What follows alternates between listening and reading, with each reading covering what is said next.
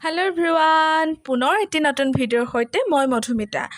আৰু আজি ব্লগটি মই ৰাতিপুৱাই ষ্টাৰ্ট কৰিলোঁ। আজি বতৰটো খুব ধুনীয়া এটা পৰিৱেশ আৰু সেয়েহে ভাবিলোঁ আজি ব্লগটো ষ্টাৰ্ট কৰোঁ। আৰু প্ৰতিদিনে ৰাতিপুৱা এপাক খোজকাঢ়িবলৈ আহোঁ, কিন্তু ব্লগ নবনাওঁ। কিন্তু আজি ভাবিলোঁ ব্লগ এটা বনাওঁ আৰু আপোনালোকৰ আগতো শ্বেয়াৰ কৰোঁ। আৰু এয়া মোৰ লগত প্ৰিন্সিবা আৰু এইফালে হিয়া বা, আৰু এইফালে মোৰ লগৰখিনি সকলো আহি আছে। আৰু আজি ব্লগটো ষ্টাৰ্ট কৰিলোঁ ৰাতিপুৱাই প্ৰতিদিনে ৰাতিপুৱাই এপাক খোজকাঢ়িবলৈ আহোঁ, যিহেতু বহুত শকত হৈ গৈছোঁ। আৰু সেইকাৰণে ভাবিলোঁ অকণমান স্বাস্থ্যটো নিৰাময়ৰ কাৰণে অকণমান দৌৰোঁ। ঘৰতে থাকি পূৰা শকত হৈ গৈছোঁ।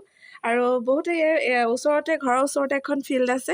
ফিল্ডত বহুতে পুলিচৰ ইণ্টাৰভিউৰ কাৰণে দৌৰিবলৈ আহে, কিন্তু মই ক্ষীণাবলৈহে দৌৰিবলৈ গৈছোঁ। আৰু ৰাতিপুৱা এপাক খোজকাঢ়িবলৈ বা ফুৰিবলৈ ওলাই আহিলে মনটো খুব ভাল লাগে।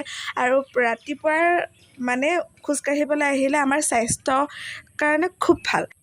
ৰাতিপুৱা দৌৰিবলৈ যাওঁতে ভ্লগটো সম্পূৰ্ণ কৰিব নোৱাৰিলোঁ, যিহেতু ফুৰিবলৈ ৰাতিপুৱা দৌৰিবলৈ গ'লোঁ আৰু একেৰাহে কেমেৰাটো লৈ দৌৰিব নোৱাৰি, সেয়েহে ভ্লগটো আধাতে মই সামৰিলোঁ। আৰু এতিয়া মই আহি পাই গা ধুই ভ্লগটো ষ্টাৰ্ট কৰিছোঁ।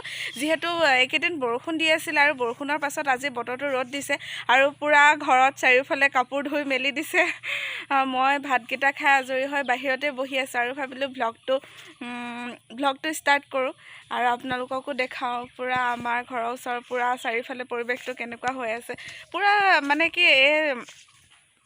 ভাদ আহিন কাতি এইকেইটা দিনত খুব ধুনীয়া এটা পৰিৱেশ হয়। চাৰিওফালে সেউজীয়া হৈ থাকে।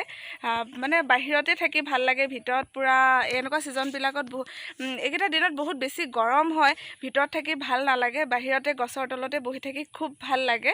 আৰু আপোনালোককো দেখাওঁচোন পূৰা আমাৰ এইফালে কিমান ধুনীয়া এটা পৰিৱেশ। বেক কেমেৰা কৰি আপোনালোকক দেখাই আছোঁ ৰ'ব।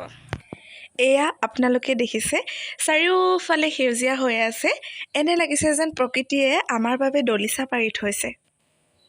খুব ধুনীয়া লাগিছে আৰু ৰাতিপুৱা সময়ছোৱা খুব ভাল লাগে মনটো। কেমেৰাত হয়তো আপোনালোকে ধৰিব পৰা নাই কিমান এটা ধুনীয়া পৰিৱেশ সৃষ্টি হৈছে। খুব ধুনীয়া লাগিছে, চাৰিওফালে পূৰা ঠাণ্ডা ঠাণ্ডা হৈ আছে। বাহিৰত বহি থাকি খুব ভাল লাগিছে।